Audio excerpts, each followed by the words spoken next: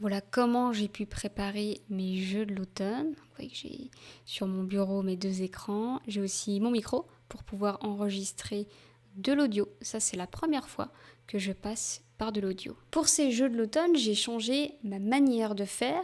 Habituellement, tous les jeux que je propose sont expliqués au format vidéo et puis au format texte. Et en fait, vous avez une première vidéo qui explique un premier jeu, puis une deuxième vidéo et ainsi de suite. Pour certains jeux, vous avez accès tout de suite à tous les jeux et pour d'autres, comme le calendrier de l'Avent, comme son nom l'indique, vous avez un jeu qui se débloque par jour. Ici, j'ai changé ma manière de faire. Il n'y a pas que le format vidéo. J'avais aussi envie d'évoluer et de changer de média.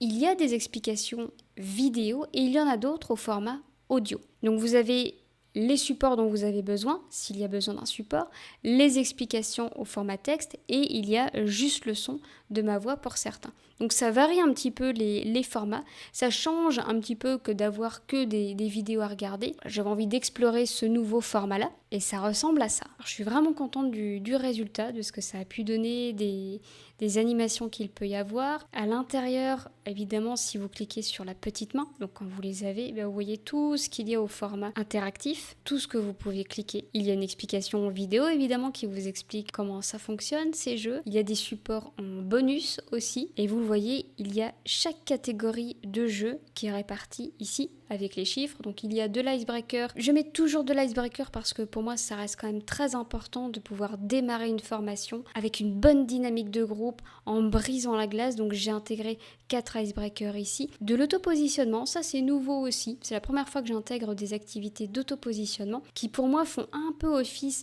de brise-glace. En tout cas, ça va me permettre de voir le niveau de mes apprenants et de voir comment eux ils se situent. J'ai intégré des jeux cadres qui sont un contenant mais sans contenu. J'ai aussi mis des activités de mémorisation, donc comment on va pouvoir restituer les notions vues.